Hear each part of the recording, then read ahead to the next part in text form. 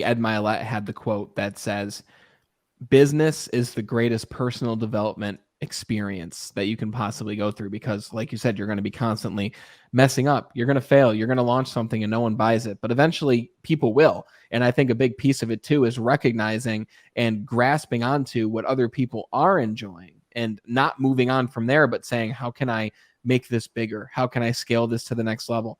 And you juiced the pears. You created the first rendition of what Seoul Juice was. You gave it to your friends. You realized, I have a business idea here, but I don't quite know business. And I think that that's a big thing that you came to that realization, because some people would have been like, I don't need to know business. I've got a great product. I'm just going to do my best. And they might have figured it out, right? But you decided, hey, I'm going to step back here. I want to do this the quote unquote right way.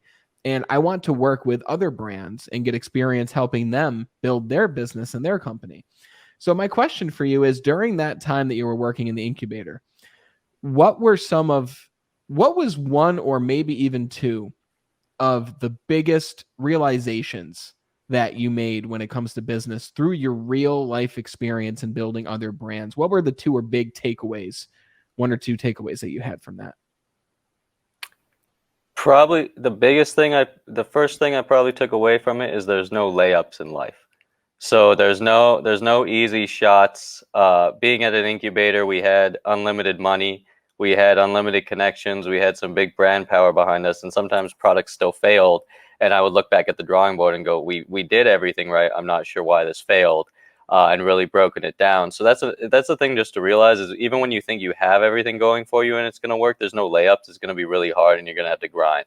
Um, so that was the first thing coming out of the incubator. The second thing probably has to do with storytelling. The storytelling is the best marketing tool I can tell anyone to use, and it has to do with sales. If you don't like sales, whether you're a teacher, whether you're a coach, is huge with sales. Whether you're trying to sell a product, you need to know how to sell. And to be able to sell, you need to know how to storytell. So whatever you're building, make sure you build a story into what you're trying to sell. I can't think of it off the top of my head, but there's a TED Talk about Maya, which is the concept's most unique yet the same kind of concept. Is you want to introduce things that seem cool but also are easily spread, that people aren't too foreign to try. So an example is Soul Juice. Is like you said on our bottle, we say, hey, tastes like a less sugary apple juice. Someone sees that and goes, oh, I've tried apple juice, I like having less sugar in my body, let me try this kind of thing, instead of being, oh, we're Korean pear juice. It's that's something so foreign, it might not have someone try it. But if they go, oh, it's like apple juice, it's called Korean pear juice, they go, oh, I'll give it a try it, and they're like, oh, I actually do now like Korean pear juice. So whatever you're phrasing, try and tell a story about it and make it so people can relate to it and spread that idea. That's probably the best marketing tip that I saw from. I created 7 or 8 brands in the span of 3 years, and the ones that had stories behind them did much better than any other product. Yeah, I don't know Gatorade story. I don't know, I think it's Vita They Coco or they both actually have a great story, both okay. Gatorade and Vita Coco as well. But that's how you see with these products.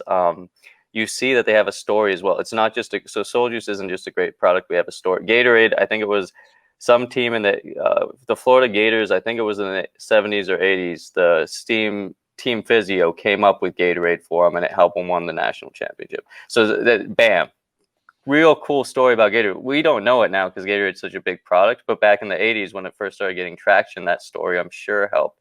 Vita Coco, you had Michael Kerbin.